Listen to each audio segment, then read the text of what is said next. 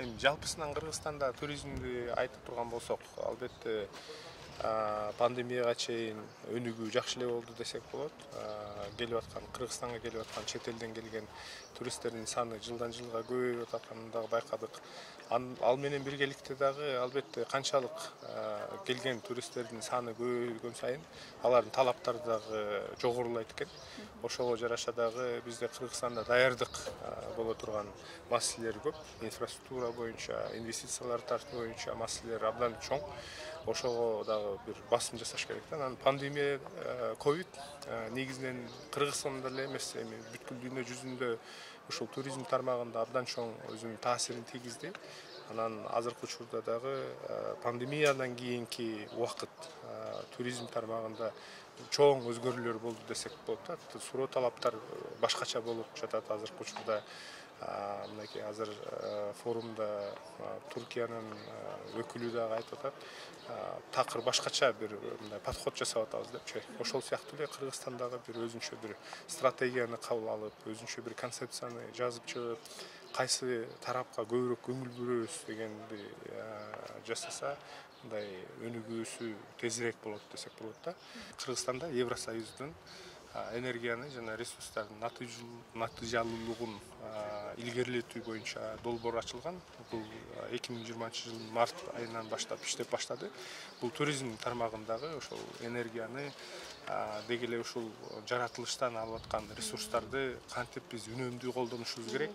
Анан жанагы жогоруда айткандай, Кыргызстанга келип жаткан туристтердин саны жогорулаган сайын биз кантип ошо ресурстарды азыраак колдонобуз. Анткени бул жаратылышка биздин болуп жаткан коомубузда бир таасири азыраак болуш керек да.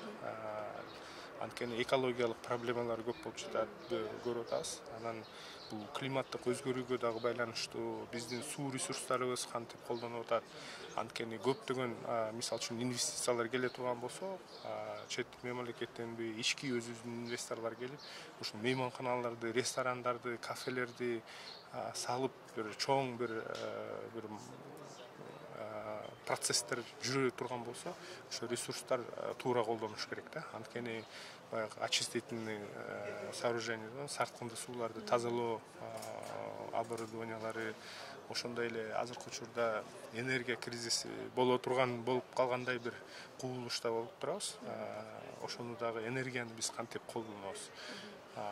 Ошол бизге жетеби, жетпейби? Ошондуктан Кыргызстанда эми 365 күн болсо, ошону мен калп айтпасам 300 күнү күн тийип турат да Кыргызстанда. Ошонун күндүн энергиясын биз кантип туура колдонобуз? Азыркы учурда дүйнө жүзүндө абдан чоң көлөмдөгү ар кандай технологиялар өнүгүп жатат. Жакын биздин кошунабыз, коңшу мамлекет Кытайда дагы абдан технология алдыга кетип, ошол күндүн энергиясынан, күндүн нурунан ала турган технологиялар чыкты.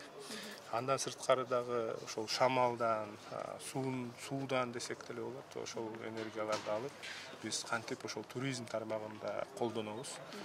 Колдонгондо дагы ошол биздин кетип жаткан чыгашаларыбызды азайтып, кирешебизди көбөйтөбүз да. Бул өтө чоң маанилүү, анткени бул туризм тармагы өзү бизнес.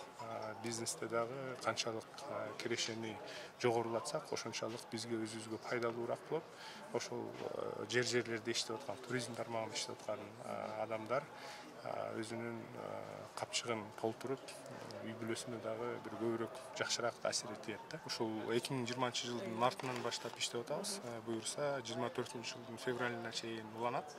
Ошол убакыттын арасында биз 300дөн ашык Кыргызстан боюнча туризм тармагында иштеген мейманканаларды, конок үйлөрүн, ресторан, кафелерди консультация берип, тренингтерди өтүп, ошол энергия менен ресурстардын натыйжалуулугун жогорулатуу боюнча билимди берип, аларды түшүндүрүү жолдорун жүргүзөбүз. Анын ичинен эң мыкты делген бизнестерди бир 50дөн ашыгын тандап алып, ошолор менен бизнес план түзүп чыгып, Кыргызстандагы коммерциялык банктар менен ошол банктарды бириктирген жана финансылык уюмдарды бириктирген ассоциациялар менен чогуу бирге мамлекеттик органдар менен ошол жаңыча десек болот жашыл финансыларды продуктуларын иштеп чыгып биздин проект ошого бир техникалык көмөк көрсөтмөкчү. Андан сырткары эгер саясий жагында бир кандайдыр бир чечимдер чыга турган болсо ошолорго жанагы көргөзмөсүн жазып берип же болбосо кандай натыйжа алып келерин ошол жаңы мыйзамдар чыкса же болбосо бир жаңы нукта ошол жаңы технологияларды колдонуу жаатында бир жеңилдиктери боло турган бир регулятивдик документтерди жеңилдете турган чечимдер чыкса ошолорго биз жардам берүүгө даярбыз да. Биз ошол коом менен иштеп, ошол коомду дагы бул ар бир жаран өзү баягы чет жакка чыкканда же болбосо өзүнүн шаарынан башка шаарга барса деле бул турист болуп эсептелинет. Ошондуктан аларга дагы ошол жаратылышты биздин курчап турган айлана чөйрөбүздү кантип сакташыбыз керек. Эгер ошол бир жаратылышка чыгып эс ала турган болсо, ал жерде жанагы таштандыларды таштабай, биздин ушул ажайып кооз жаратылышыбызды көз карайыбыздай сактап калалы. Эмки келаткан муунга берели, алар да ушул ресурстарды колдонуп, өзүнүн жашоосуна бир жакшы нерселерди алсын деген ойдо ушул долбоор чыккан да. Кыргызстанда ички туризм жана жогоруда айткандай ошол мындай хаотично өнүгүп жатат десек болот. Ага биз шарт түзүп беришибиз керек да. Негизинен шарттар бул жол инфраструктурасы. Мисалы үчүн Кыргызстан өтө тоолуу мамлекет болгондуктан 90-95% тоо бийик жайгашканбыз. Анан бир региондон бир регионго, бир шаардан бир шаарга өзү барыш эле бир кыйын да. Ошондуктан мисалы үчүн Ош жергесинде, Баткен, Жалал Абад жергесинде жашаган биздин жарандар, биздин мекендештер жайкы учурда ысык көлгө барып эс алууга бир кандайдыр бир шарттары жетпей калат да. Анткени самолет менен учуп барыш кымбат, же болбосо машина менен барыш өтө узак жана кыйын. Ошондуктан бул жерде жашагандар түндүк жакка барып эс алуусу кыйын. Ал жерден келип, бул жерден Арслан бобду көрүп, Өзгөндүн мунарасын көрүш өтө эле кыйын болуп калат да. Ошондуктан биз жол инфраструктурасын жакшыртсак, ички туризм өзүнөн өзү өнүгөт деген ойдомун да. Ал дагы бир кандайдыр бир экономиканын өсүшүнө бир салым салып, ошол туризм тармагында иштеп аткан бизнестердин дагы инвестициясын күчөтүп, бул жаатта бир жакшы жыйынтыктарга келет болушубуз керек деген ойдомун. Негизинен жалпы жолунан ала турган болсок, шарттар жылдан жылдап жакшырып келатат десек болот. Эми анын баары тең баарыбыз жапа-тырмак иштеп, мамлекеттик органдар, бизнес ассоциациялар, негизи эле бизнес коому чогуу биргеликте иштеп, бир шарттар жакшырып келатат десек болот. Бирок ошол шарттарды тезирээк жакшыртышка дагы бир кандайдыр бир өзүнүн жолдомолору бар, жол жоболору. Азыркы учурда кандай тоскоолдуктар болуп атат десек, биринчиден албетте ошол бизнесте иштеп аткан, туризм тармагында иштеп аткандардын түшүнүгү да, сырттан келип аткан конокторго кандай сервис беришибиз керек. Бул бир кандайдыр бир маркетингдин дагы бир кичинекей бир компоненти да.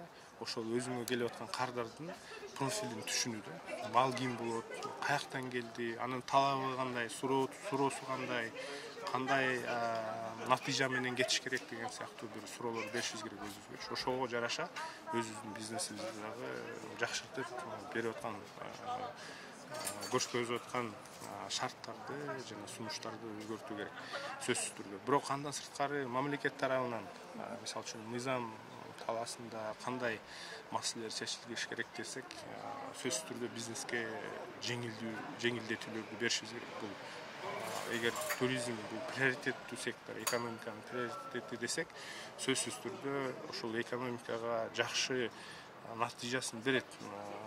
Узак мөөнөттөгү стратегияны ойлосок, албетте бул салык жагынан жеңилдетүүнү бериш керек. Ошол туризмге керектүү болуп аткан комплекттерди жана инструмент аймандарды алып келетип аткан Кыргызстанда чыкпаса биз аны импорттайбыз. Ошо импортко келип атканда таможенный баягы тарифтерди карап чыгышыбыз керек.